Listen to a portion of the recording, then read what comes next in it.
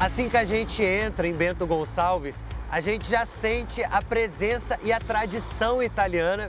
Isso porque a cidade é um pedacinho da Itália em plena Serra Gaúcha.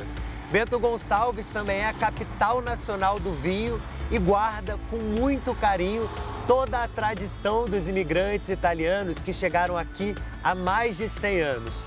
Bento Gonçalves é a parada de hoje do Meu Pedaço do Brasil.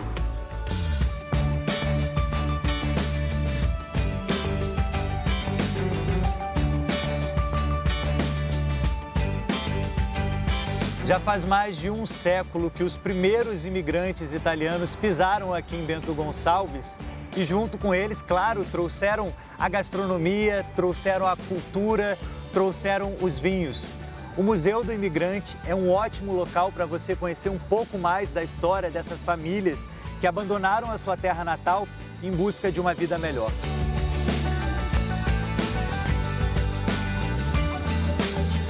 Para conhecer um pouco mais desse acervo, eu vou conversar agora com a curadora do museu.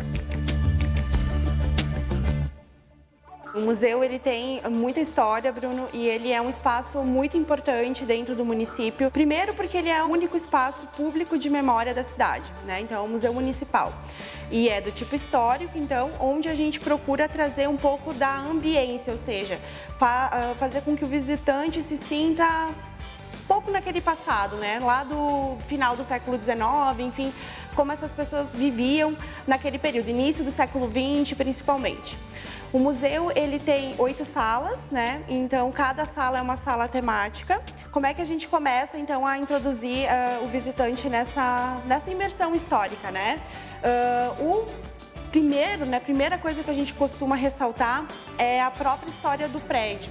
O nosso principal acervo é o prédio, então, né? Ele é datado de 1913. Depois, ele teve diferentes usos ao longo do tempo. E aí a gente faz, então, a ligação com a história, né? Enfim, com esse processo da imigração que ocorreu no final do século XIX, com a vinda, né, de maior número de imigrantes italianos, só que, enfim, a gente tem outras etnias também que fizeram parte dessa leva, como poloneses, alemães, espanhóis, franceses, né? Isso a documentação histórica nos traz.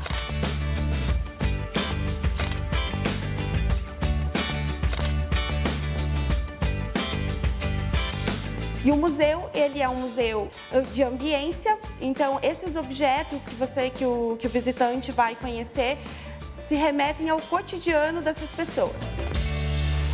Agora, Deise, eu queria também que você falasse, eu vi vários objetos interessantes aqui, da época do vinho artesanal, que tinha a pisa do vinho e vocês aqui têm os objetos originais. Isso, exatamente. Então, na sala, no segundo andar, na sala do vinho, nós temos objetos que falam, então, sobre a produção artesanal do vinho e também sobre a questão, já trazendo algumas características da produção industrial do vinho. E aí a gente chama bastante atenção para a mastela, né? Então, que é um objeto popularmente conhecido e muito, enfim, difundido entre turistas, enfim, isso causa muita curiosidade, as pessoas querem saber, nossa, é verdade que pisavam nas uvas para fazer vinho? Tem muito filme com essa cena. Tem muito filme, enfim, é uma memória coletiva, né?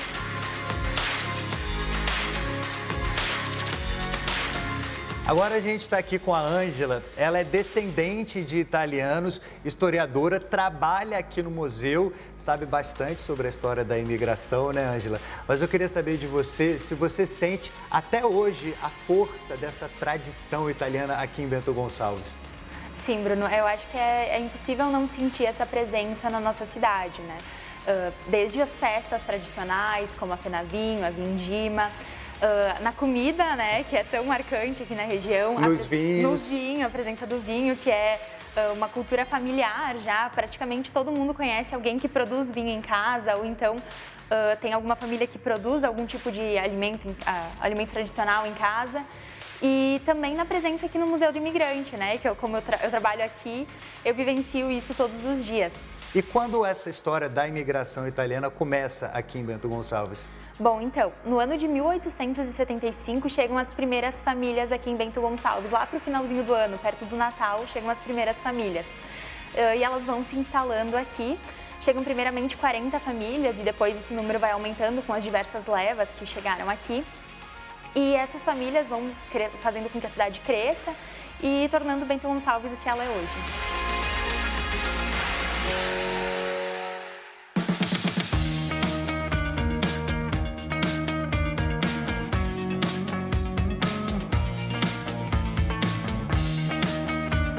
A gente percebe a presença dos imigrantes italianos por todos os cantos de Bento Gonçalves.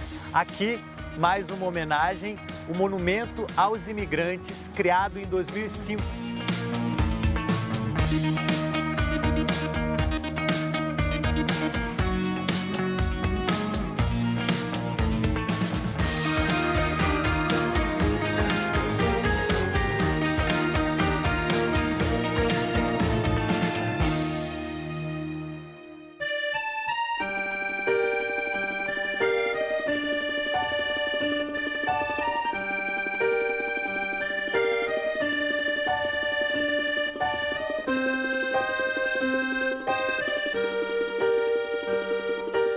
Depois de um passeio pelo centro da cidade, a gente pegou a estrada para conhecer a região que é praticamente um museu a céu aberto.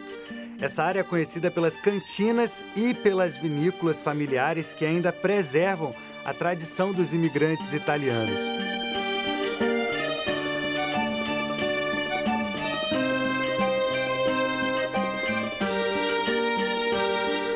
Uma das coisas mais bacanas de perceber nesse roteiro é que muitas dessas casas ainda pertencem à mesma família. São cantinas e vinícolas que passaram de geração em geração e que hoje ainda são administradas pelos netos, bisnetos e até tataranetos dos fundadores. Uma das casas que melhor preserva a história de seus antepassados é a Cantina e Vinícola Strapazon.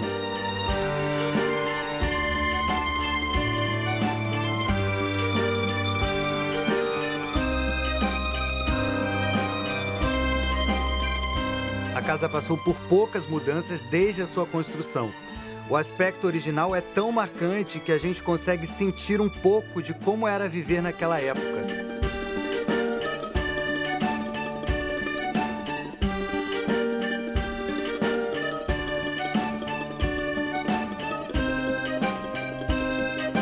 E não por acaso a casa serviu de locação para novelas de época e também para o filme O Quatrilho.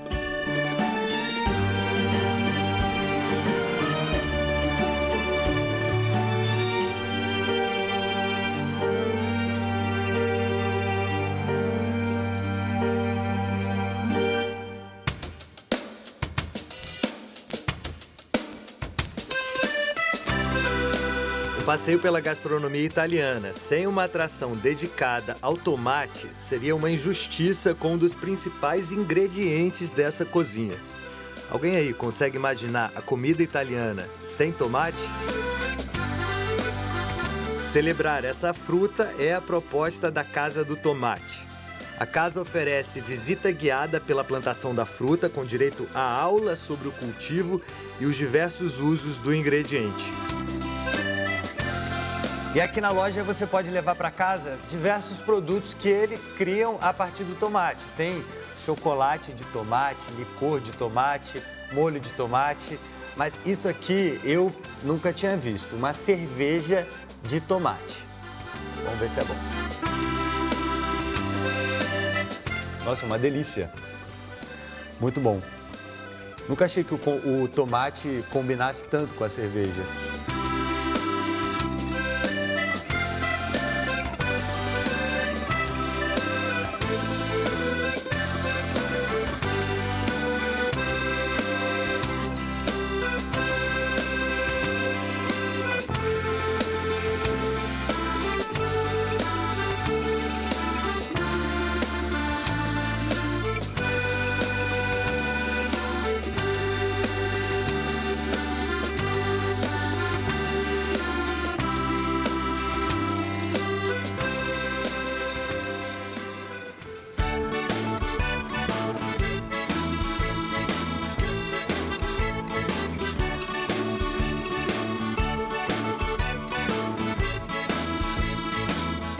A gente não podia vir ao Rio Grande do Sul e não falar do chimarrão, né? Tradição gaúcha.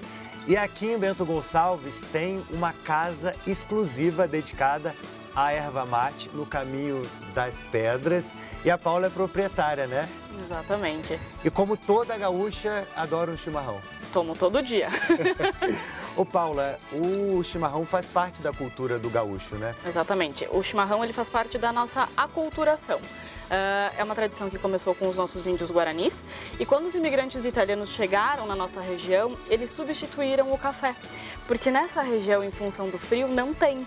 Então eles matavam a fome, apartavam o frio e eles também conseguiram transformar isso numa indústria e fonte de renda.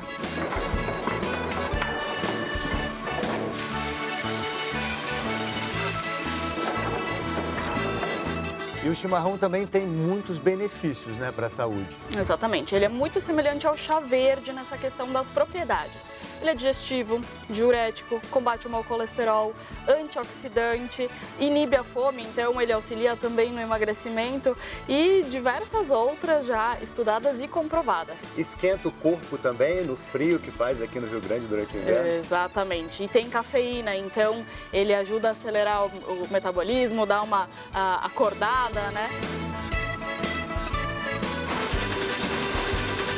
E tem todo um ritual para tomar o chimarrão, né? Eu soube disso aqui no Rio Grande do Sul. Exatamente, eu vou ensiná-los então como a gente prepara o chimarrão na forma tradicional. Vamos lá. Muito bem. Então a gente coloca na cuia, Bruno, 2/3 de erva mate. O nosso ponto de referência é até esse estreitamento que a cuia tem. A gente chama de pescoço da cuia, né? Então até essa partezinha. Com a própria mão ou com essa tampa que a gente chama de cevador, eu fecho a cuia, viro ela de cabeça para baixo, agito um pouco para que a erva mate desça e quando eu retorno, deixo a cuia inclinada e aqui formo o espaço para a gente colocar a água. Olha! Mantendo ela nessa inclinação, eu coloco água morna. É importante nunca começar o chimarrão direto com água quente, senão a erva mate acaba perdendo o sabor natural. Vou Nossa, eu já senti o cheirinho aqui. Cheirinho, sim. E aí agora você mexe ou não? Não, Não esse pode. é um detalhe importantíssimo no chimarrão. Essa água ela vai formar a barreira para que a erva mate não caia. Ela vai compactando ali e depois que ela firmou essa erva mate, eu vou colocar a bomba, que é o nosso canudo. Que essa aí Né? tem até uma redinha. Né? Exato. Esse filtro ele não deixa que entre o pozinho da erva mate na bomba, para que ela não tranque, não entupir, né? E facilita. O pozinho não é um problema no chimarrão, na verdade ele é fibra, então acaba sendo até benéfico para o nosso organismo. Mas tem gente que não tem prática, não gosta desse pozinho, então o filtro auxilia. Então a gente mergulha a bomba aqui no meio da cuia e torce aqui pro ladinho da erva mate para que ela fique firme. E aí tá pronto o chimarrão. Agora, eu vou fazer uma indelicadeza só porque eu soube que aqui no Rio Grande do Sul, eu vou a ordem é primeiro as damas, mas aqui no Rio Grande do Sul é o da direita. Então eu teria que Exato. começar com o chimarrão. Exatamente. E aí te servindo com a mão direita, como se eu estivesse te cumprimentando, recebendo. E aí eu tomo o chimarrão e aí a gente tá aqui numa roda de conversa. Depois eu passo para quem tá à minha direita e assim o Exato. processo todo até terminar a roda. E um detalhe bem importante, quando a pessoa recebe o seu chimarrão, vai tomando de golinho em golinho até que acabe essa água. A gente utiliza a mesma cuia, mas não divide a água. Então essa é uma parte importante. Quando fizer aquele barulhinho no final do chimarrão, que normalmente nas outras bebidas é indelicado, é sinal que você Aqui, tomou ele ó. todo. É isso aí. Delícia. Muito bom.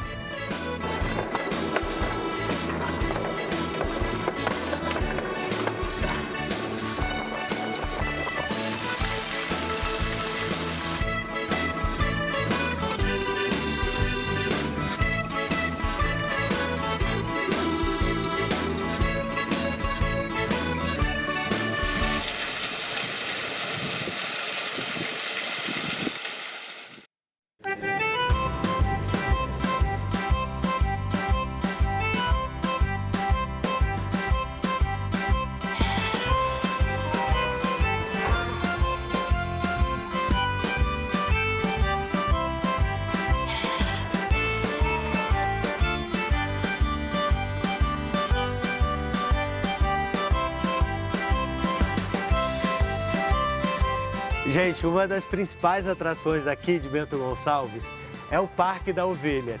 E aqui, a atividade mais legal, mais fofa, é você amamentar um filhotinho como a Chica Maria, que é a ovelha negra da família. Eu vou fazer isso agora. Cadê a mamadeirinha da Chica? Daqui. Vamos... Oh, meu Deus.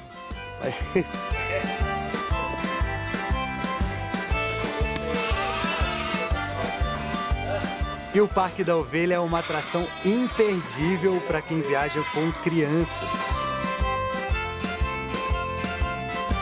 As atividades aqui são baseadas na rotina de uma fazenda de ovinos.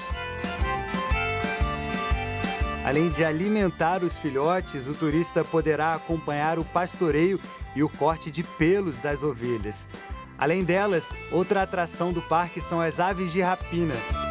E se depois do passeio a fome bater, o parque ainda oferece degustação de produtos feitos à base de leite de ovelha.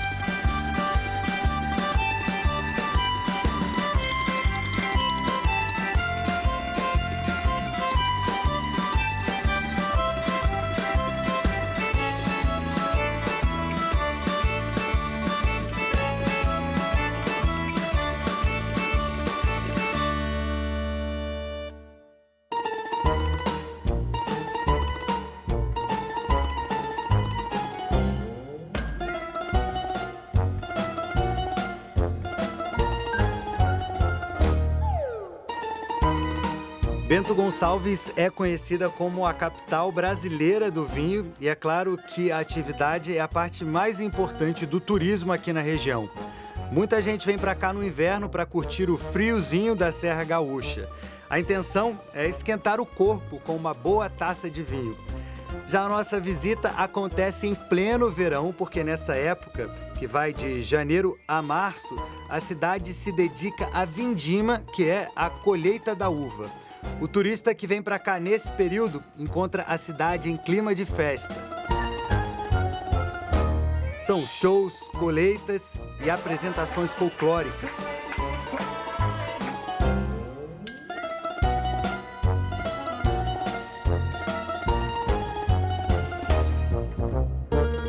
Uma das coisas que a gente sente aqui em Bento Gonçalves é a tradição dos italianos por conta da imigração.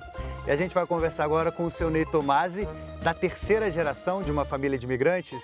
A terceira geração nascida nesta propriedade. Meu bisavô chegou nesta propriedade em 1875. Eu sou a terceira geração nascida aqui, as minhas filhas são da quarta geração e tenho um neto da sexta geração já.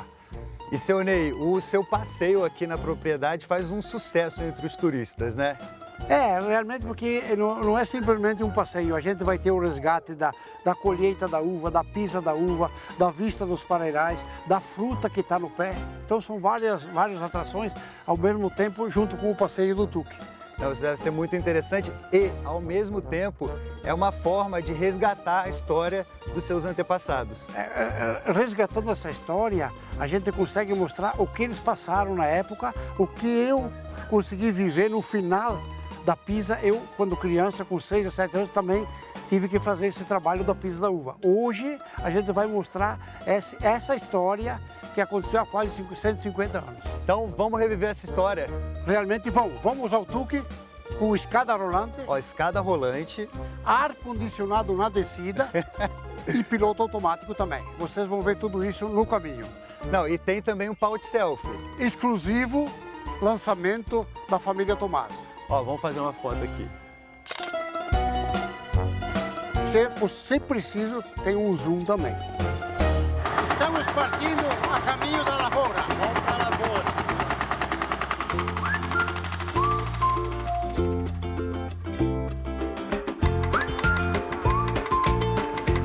Durante a vindima, a vinícola oferece aos turistas diversas atividades, desde cursos até uma colheita simbólica.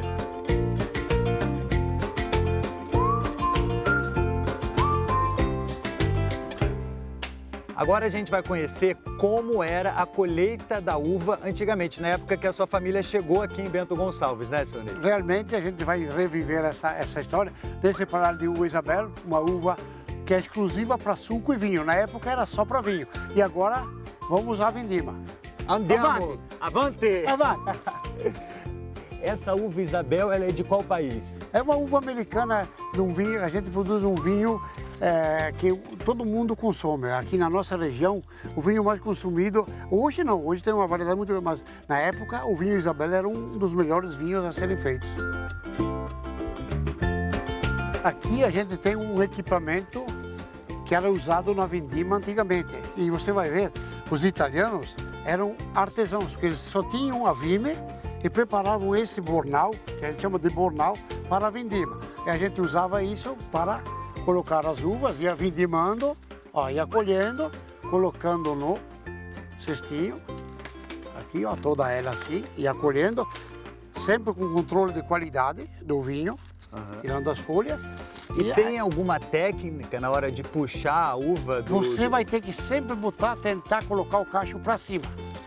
Ao contrário do que ele está assim, preso. né? Para cima. Para não arrebentar a uva na sua... Para não tirar o galho junto, mas muitos galhos vão sair junto. E aí, depois do trabalho feito, desse cestinho cheio, o cesto ficava, aí você colocava a uva no cesto, para depois colocar no biguço. Agora é a sua vez de vindimar. Meu Deus, será que... Isso aqui é uma espécie, parece um funil, né? Mas funil. embaixo ele é isso fechado. aí, E era o que tinha na época, que eram as vimes, e eles usavam para o cesto e para a colheita também.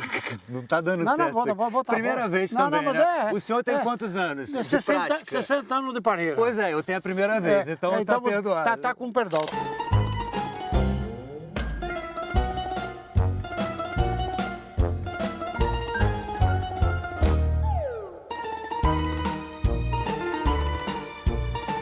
Bom, agora vamos para Pisa. Você está preparado? Eu estou preparado. Vamos para o lava-pés? Primeiro a gente lava os pés. Não, e tem que tirar essa Senta aí, roupa não, você vai ter que também, tirar a né? botina. Você vai ter que tirar a botina. Vamos lá. Isso aqui é para tirar o chulé? Mas você vai ter que tirar só 50%, né? Senão o aroma não vai ficar bom. Aquele gostinho.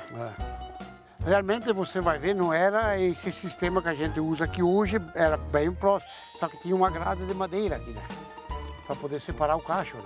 E quem pisava eram as crianças, porque eram mais leves. E o pé era mais limpo, diziam. Não tinha bicho de pé, Não tinha unha encravada, chulé. não tinha frieira. Aí aqui eu lavo o pé, preciso Mas secar. os 50% já tá bom, pode vir. Já foi? Pode vir. Aí agora o senhor vai E agora eu vou tudo colocar as uvas para você e começar o trabalho. Avante? Agora é sua... Faça o trabalho da pisa. Pode ir mais com calminha, que senão você vai cair. Aí, ó. Aí, ó. Olha aí, ó. No ritmo de uma música italiana. Tan, tan, tan, tan, tan, A música, a tarantela. No ritmo da tarantela.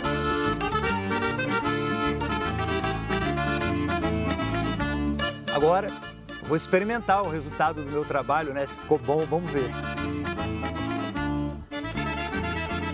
Cheirar. Os aromas. Sensacional. Frieira, unha encravada, bicho de pé. Boa, boa. Sabor, frieira.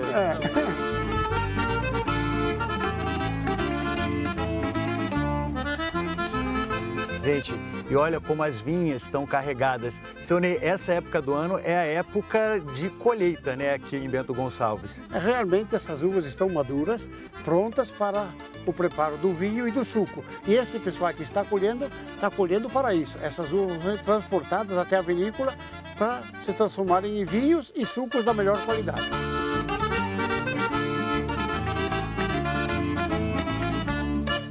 Ô, seu Ney, tem uma diferença na produção e também na plantação da uva que depois produz o vinho e também da uva do suco? Essa cora, que é uma uva criada pela Embrapa, ela é exclusiva para suco. Ela não tem como a gente produzir vinho, porque é uma uva com muita cor e acidez. Ela é exclusiva para suco. Você vai ver, então você vai ter que cultivar um outro tipo de uva para vinho. Mas essa é exclusiva para suco. Aqui na sua propriedade, qual é a uva que o senhor mais gosta na produção do vinho? O que eu mais gosto de fazer o meu vinho, eu faço o meu vinho de Isabel, que é um vinho de mesa, uma uva americana, que é um vinho tradicional, um vinho da cultura mesmo. E hoje a gente produz outros vinhos, Tannat, Merlot, Pinot Noir, você produz vários, mas assim, o tradicional realmente é o vinho Isabel.